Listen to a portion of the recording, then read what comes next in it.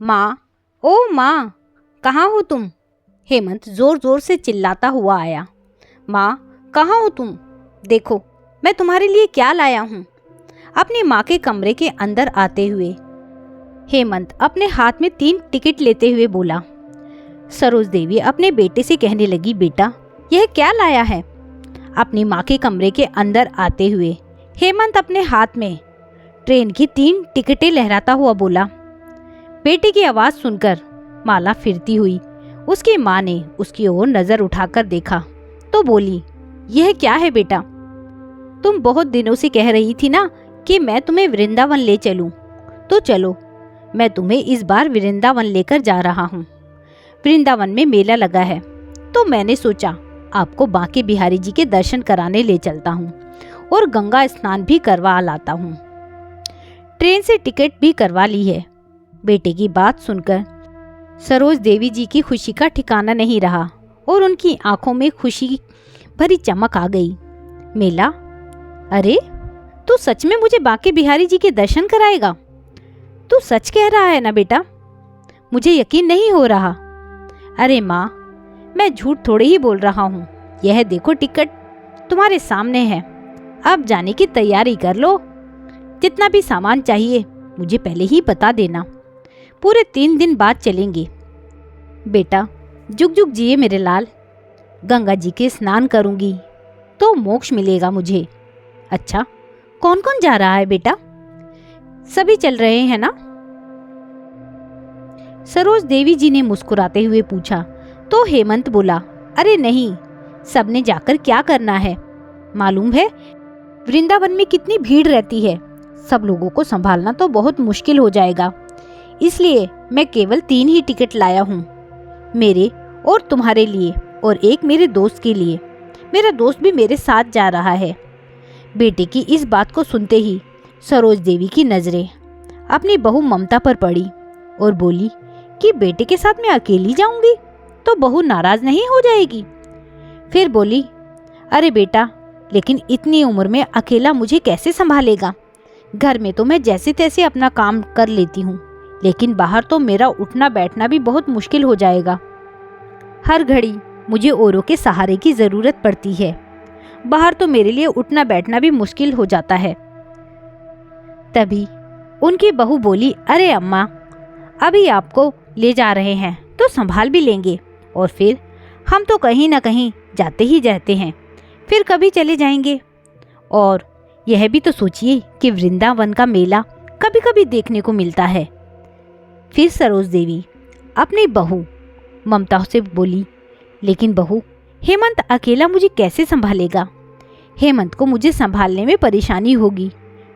तो उनकी यह बात सुनकर उनका बेटा हंस पड़ा और बोला, माँ, अब तुम्हें अपने बेटे पर विश्वास भी नहीं है? अरे, जैसा आप मेरे बचपन में मेरा ख्याल रखती थी, वैसे ही मैं भी आपका ध्यान रखूंगा। आपका हाथ मैं कभी नहीं छोड़ूंगा। खूब अच्छे से आपको मेला दिखाऊंगा। अपने बेटे हेमंत की बात पर सरोज देवी भी हंसने लगी। अब तो सरोज देवी जी प्रसन्न हो गई। उनकी बहुत समय से वृंदावन जाने की इच्छा पूरी होने जा रही थी। कितनी बार सरोज देवी अपने बेटे से कह चुकी थी कि मरने से पहले एक बार मुझे बांके बिहारी जी के दर्शन करवा दे। अगर वृंदावन नहीं ले जा सकता है तो मथुरा ही ले चल, लेकिन एक बार बांके बिहारी जी के दर्शन करवा दे तो मेरी अंतिम इच्छा पूरी हो जाए। लेकिन वक्त गुजरता जा रहा और बात चलती रही, परंतु आज जब बेटे ने अपने आप कहा तो उनका मन प्रसन्नता से नाच उठा। सरोज देवी अपने बेटे और बहू को आशीर्वाद देते नहीं थक रही थी।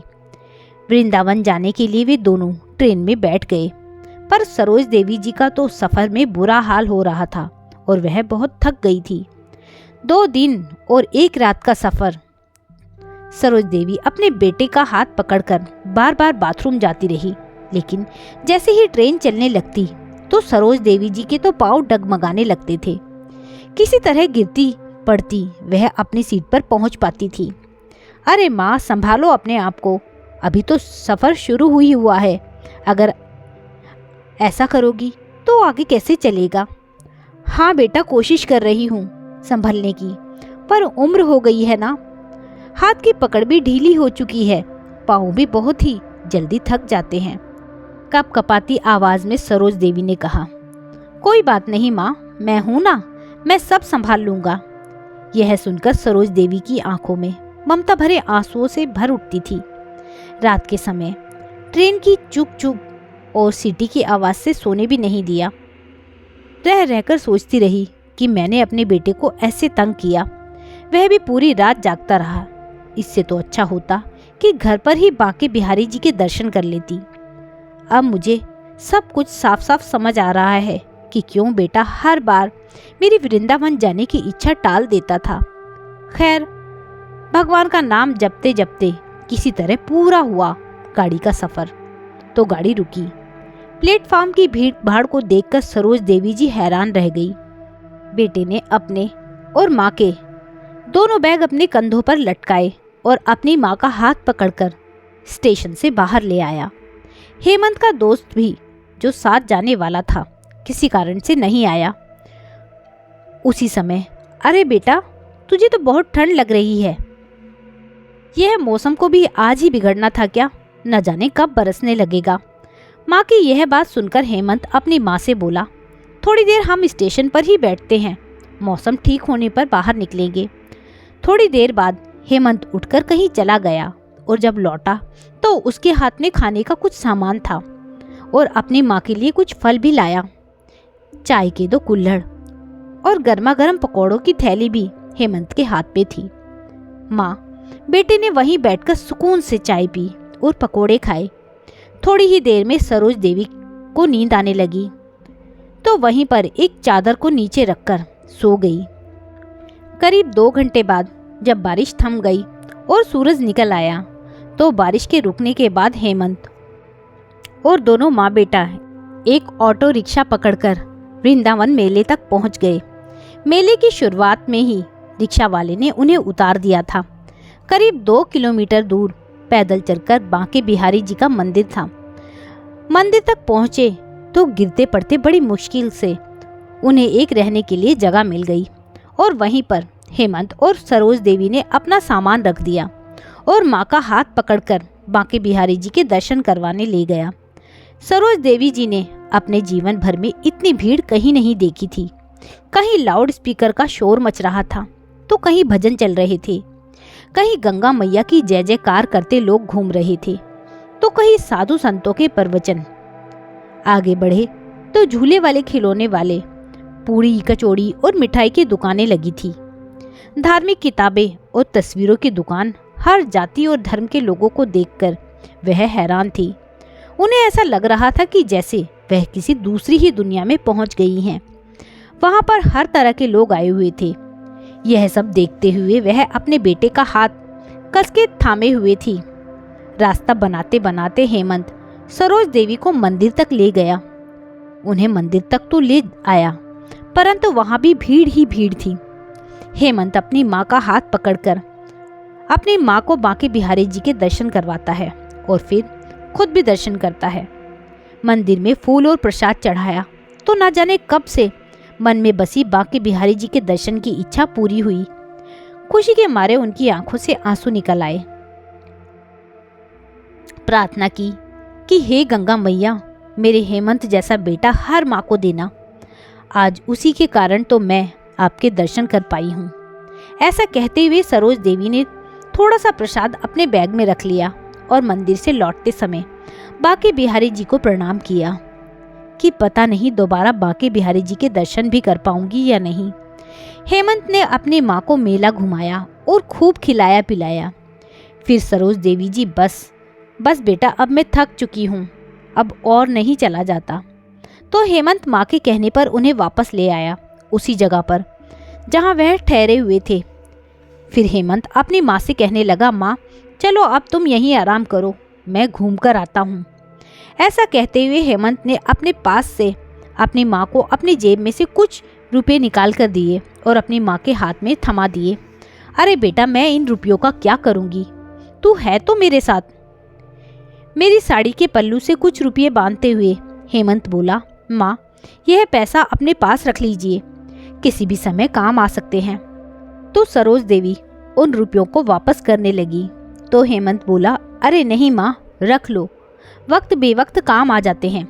कुछ खरीदने का मन होता है या कहीं अगर मेरी जेब कट जाए तो यह पैसे काम आ सकते हैं, और अगर कुछ खाने का मन हुआ तो आप मुझे कहाँ कहाँ ढूंढोगी। हेमंत ने ऐसा कहा तो सरोज देवी जी ने रुपये रख लिए, यह सोचते हुए कि ऐसे मेलों में तो चोर उचक्के घूमते ही रहते हैं और लोगों का बुद्धू बनाकर लोगों की जेब साफ करके कब निकल जाते हैं और किसी को पता भी नहीं चलता।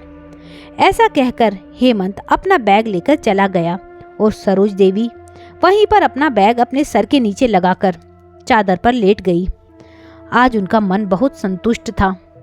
हेमंत ने भी उनका खूब ध्यान रखा। उनकी आंख लग गई, लेकिन जब आंख खुली तो देखा सूरज अस्त हो गया था। इधर उधर देखा तो हेमंत अभी तक नहीं लौटा था। उनके माथे पर चिंता की लकीरें भर आई। अनजानी जगह और अनजानी लोग। अपने हेमंत के बारे में किससे पूछूं?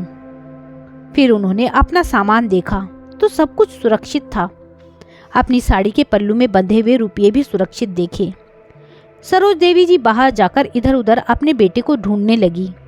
तभी सामने देखा तो हैरान रह गई। आदमियों का एक झुंड तेजी से भागता हुआ आ रहा था। इससे पहले कि वह कुछ समझ पाती, जोर जोर से लोगों के चीखने चिल्लाने की आवाजें आने लगी। फिर पता लगा कि मेले में एक घोड़े ने उधम मचा दिया है, जिस कारण हड़कंप मचा हुआ है और भगदड़ में बहुत से लोग मारे गए हैं। यह बात सुनकर सरोज देवी जी को तो जैसे कलेजा फट कर रह गया कि कहीं उनका हेमंत भी इस भीड़ भाड़ में ना हो। नहीं, ऐसा नहीं हो सकता। ऐसा कहते हुए सरोज देवी जी एक यात्री से जाकर पूछने लगी, भैया यह किस समय की बात है? फिर उसने बताया कि करीब 5 बजे की बात है, जब साधु घोड़ों पर बैठकर जा रहे थे तो उनमें से एक घोड़ा बिगड़ गया, जिस कारण यह कांड हो गया। जितने भी लोग जख्मी हुए हैं उन्हें अस्पताल पहुंचाया जा रहा है और जो लोग मर गए हैं उन्हें सरकारी गाड़ी से उठाया जा रहा है। क्या आपका भी कोई लापता है? उस व्यक्ति की बात सुनकर सरोज देवी की आंखों में आंसू आ गए और रोते हुए बोली, क्या बताऊं बेटा, मेरा तो बेटा हेमंत काफी देर से मेला घूमने गया था और अभी तक नहीं लौटा। आप रो मत, देखिए सामने वह पुलिस चौकी है, आप वहीं जाकर पता कर लीजिए, उस व्यक्ति ने कहा। तो उसके कहने पर सरोज देवी जी ने चादर समेटकर अपने थैले में डाली और थैला उठाकर जैसे तैसे पुलिस चौकी तक पहुंची और रोने लगी कि मेरा बेटा नहीं मिल रहा है।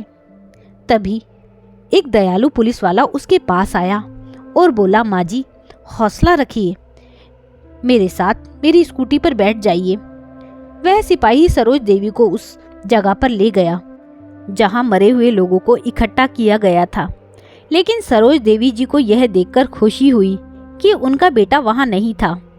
फिर 1-2 जगह बने अस्पतालों में भी उन्हें ले जाया गया जहां लोग जख्मी पड़े थे। डॉक्टर उनकी मरहम पट्टी करने में जुटे हुए थे, परंतु हेमंत का पता वहां भी नहीं चल पाया। तभी सरोज देवी जी सोचने लगी कि कहीं उनका बेटा माँ को ढूंढने वापस तो नहीं लौट आया होगा, वह मुझे ढूंढ रहा होगा।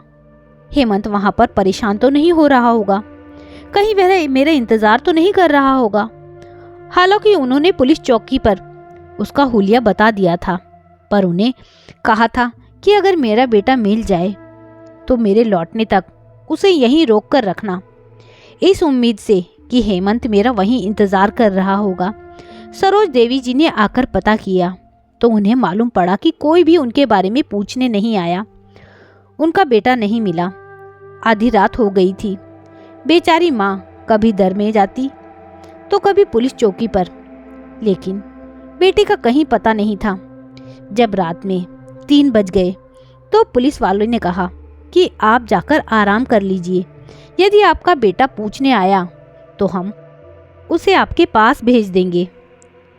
पुत्र वियोग में व्याकुल सरोज देवी जी आशा भरी नजरों से कभी यहाँ देखती तो कभी वहां देखती, फिर लेट गई। लेकिन आंखों में नींद कहाँ थी। कहाँ चला गया मेरा बेटा?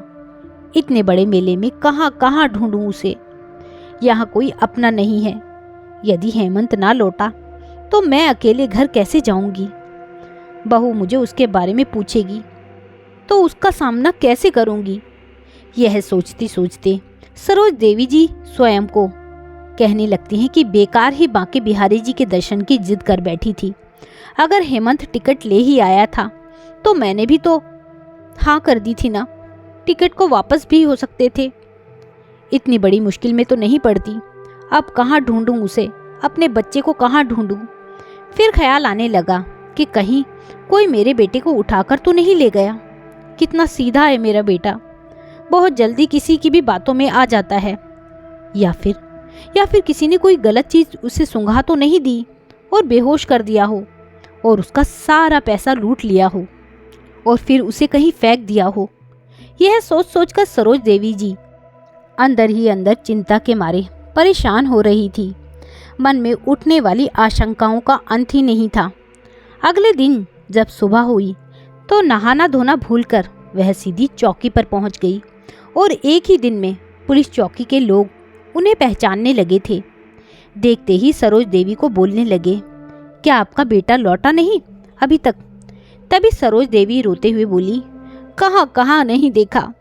तुम ही ढूंढ कर ले आओ मेरे बेटे को, एक माँ की दुआएं लगेंगी। सरोज देवी जी का रो रो कर बुरा हाल था। फिर पुलिस वाला बोला, अम्मा धीरज रखो, हम कुछ करते हैं। हम मेले में अनाउंसमेंट करवाते हैं। आपका बेटा मेले में जहाँ कहीं भी होगा तुरंत आएगा। आप एक काम कीजिए, अपना नाम और पता लिखवा दीजिए और फिर जाकर ध्यान कीजिए, जल्दी ही मिल जाएगा। आपका बेटा भगवान पर भरोसा रखिए। अब तो पुलिस वालों को भी सरोज देवी जी से हमदर्दी हो गई थी। मन ही मन प्रार्थना करती रही कि मेरा बेटा जल्दी से मिल जाए, जहाँ भी हो कुशलता पूर्वक हो। वही तेरे दर्शनों के लिए लेकर आया था और आज वही हाथ छुड़ाकर न जाने कहाँ गुम हो गया और अब मुझे कुछ समझ नहीं आ रहा कि क्या करूं। हे भगवान, आप ही कोई चमत्कार करो, मेरा खोया हुआ बेटा वापस मिल जाए तो वापस जाकर बहू को मुंह दिखाने लायक बन सकूं। पूजा अर्चना से निपटकर सरोज देवी जी हर आने जाने वाले व्यक्ति को आशा भरी निगाह से देख रही थी। दूर दूर तक उनकी निगाहें आने जाने वालों का पीछा करती कि कहीं उनका बेटा दिख जाए। बैठे बैठे शाम हो गई। अब तो पेट में मरोड़ पड़ने लगी थी।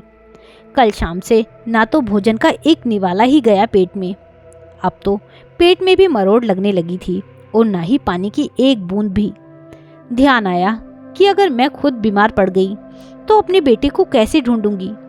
उसे ढूंढना है तो खुद को स्वस्थ रखना होगा, नहीं तो यहाँ कौन मेरा बैठा है जो मनोहार करके मुझे खिलाएगा। ऐसा सोचते हुए पास में चल रहे भोज पर गई और कद्दू की सब्जी के साथ 2 रोटी खा ली और पानी पिया तो कलेजे को थोड़ी शांति मिल गई और अपने बेटे के लिए 5 पूड़ी बनवाई कि मिलेगा तो बेचारा भूखा प्यासा होगा तो उसे खिला दूंगी। बेटे को ढूंढते ढूंढते सरोज देवी जी वापस अपने डेरे पर पहुंच गई। फिर से पुलिस चौकी में भी जाकर गई, लेकिन फिर से वही निराशा हाथ लगी। देखते ही देखते 10 दिन बीत गए। अब तो पुलिस वालों ने सलाह दी कि माँ जी, लगता है आपका बेटा नहीं लौटेगा। आप अपने घर जितना जल्दी लौट जाएं उतना अच्छा होगा। यह सुनकर सरोज देवी जी की आंखें फिर से आंसुओं से भर आई और बोली, बेटा मैं इतनी दूर अपने घर कैसे जाऊंगी? मैं तो कभी भी अकेले नहीं गई कहीं भी। कहते कहते उनकी आवाज़ रुआसी हो आई। अच्छा माँ जी, आप अपने घर का फ़ोन नंबर बता दो, घर से कोई आकर ले जाएगा। लेकिन घर में बेटा मुझे कौन लेने आएगा? घर पर बहू अकेली है, वह अकेली कैसे आ पाएगी? तो माँ जी, आप किसी रिश्तेदार को भी बुला सकती हैं। आप किसी का भी नंबर बता दीजिए। दिमाग पर लाख जोर डाला, लेकिन सरोज देवी को कोई नंबर याद नहीं आया। अक्सर दिमाग को जंग लग जाता है जब इंसान परेशानी में होता है। वैसे भी बुढ़ापे में याददाश्त तो कमज़ोर हो ही जाती है। यही हुआ सरोज देवी जी के साथ। उन्हें कोई नंबर याद ही नहीं आ रहा था। अपनी बेबसी पर उनकी आंखें भर आई। इस समय एक यात्री पुलिस चौकी के बाहर से गुजर रहा था। तो उसका ध्यान वहां बैठी सरोज देवी जी की ओर गया, जो फूट फूट कर रो रही थी। उसने पुलिस वालों से वृद्धा के रोने का कारण पूछा तो सारी बात सुनकर वह यात्री बोला, अम्मा, अम्मा को मेरे साथ भेज दीजिए। मैं भी वहीं का रहने वाला हूँ। मैं शाम 7 बजे की ट्रेन से अपने घर जा रहा हूँ। आप कहें तो मैं इन्हें अपने साथ ले जाऊंगा और उसके बाद उनके गांव जाने वाली बस में बिठा दूंगा। वह आराम से अपने गांव पहुंच जाएंगी। पुलिस वालों ने सरोज देवी जी को अनजान व्यक्ति के साथ रवाना कर दिया और उसका फोन नंबर अपने पास ले लिया।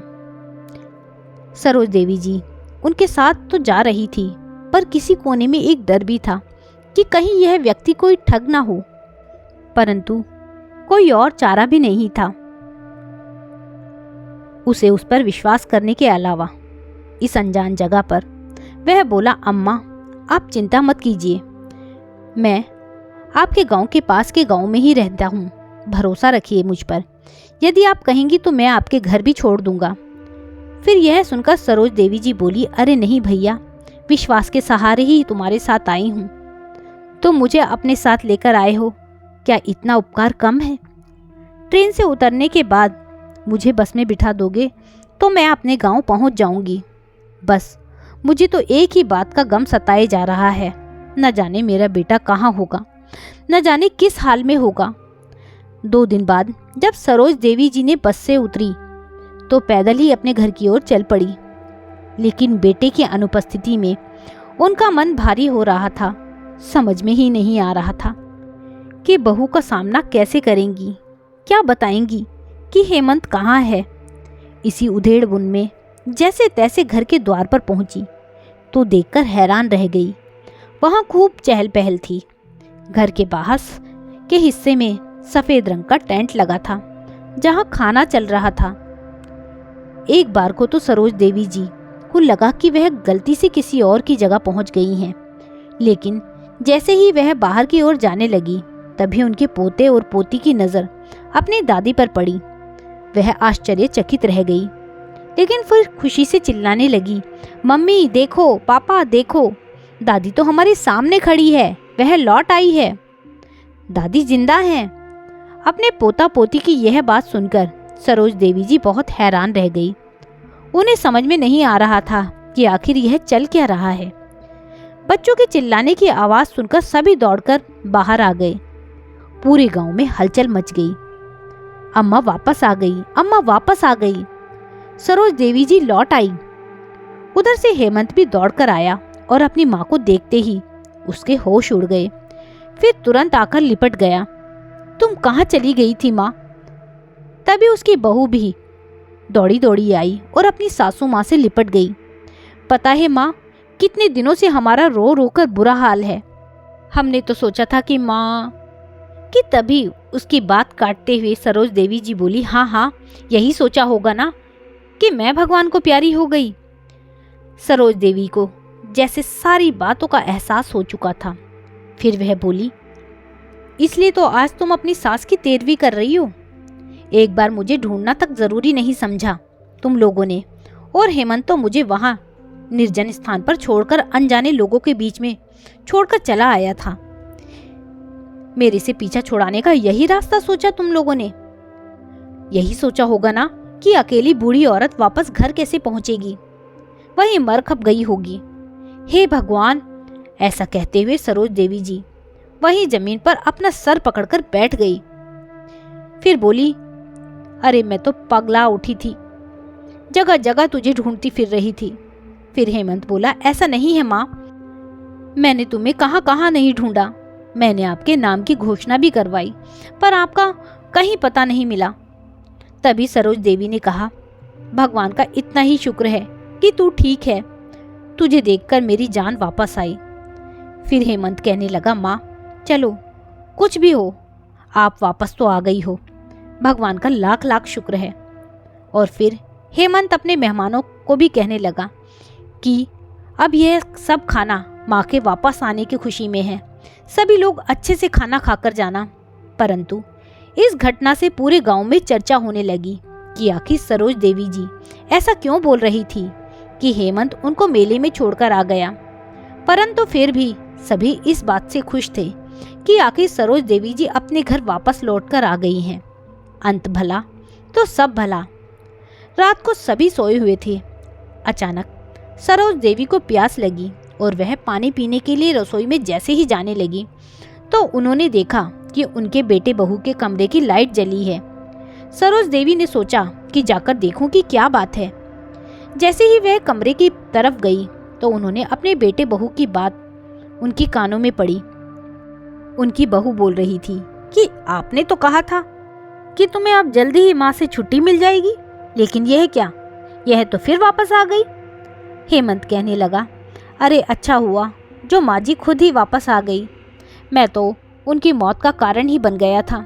मुझे हर पल यही चिंता सताए जा रही थी कि माँ जाने कहाँ भटक रही होगी, ऐसी भीड़ भाड़ वाली जगह पर जहाँ पर मैं उन्हें छोड़ आया था। मेरे सिर माँ की मौत का इल्ज़ाम लग रहा था। मैं मन ही मन अपने आप को बहुत ज़्यादा कोस रहा था। मैं अपनी माँ की मौत का कारण नहीं बनना चाहता, पर शुक्र है भगवान का कि मैं इन पापों को करने से बच गया। यह सुनकर सरोज देवी जी के पैरों के तले जमीन खिसक गई। उनमें और कुछ सुनने की अक्षमता नहीं बची थी और वह वहीं जमीन पर गिर गई और सोचने लगी कि उनके बेटे ने उनके साथ ऐसा क्यों किया। क्यों बोझ लगने लगते हैं वह झुके हुए कंधे जिन पर चढ़कर कभी तुम इस दुनिया को देखा करते थे। तो दोस्तों, यह थी एक माँ की दुख भरी कहानी। आपको कहानी कैसी लगी मुझे कमेंट करके ज़रूर बताइएगा। यदि कहानी अच्छी लगी हो तो कहानी को लाइक कीजिएगा, शेयर कीजिएगा। साथ ही मेरे चैनल पर अगर नए हैं तो चैनल को सब्सक्राइब करना ना भूलिएगा। कहानी सुनने के लिए बहुत बहुत धन्यवाद।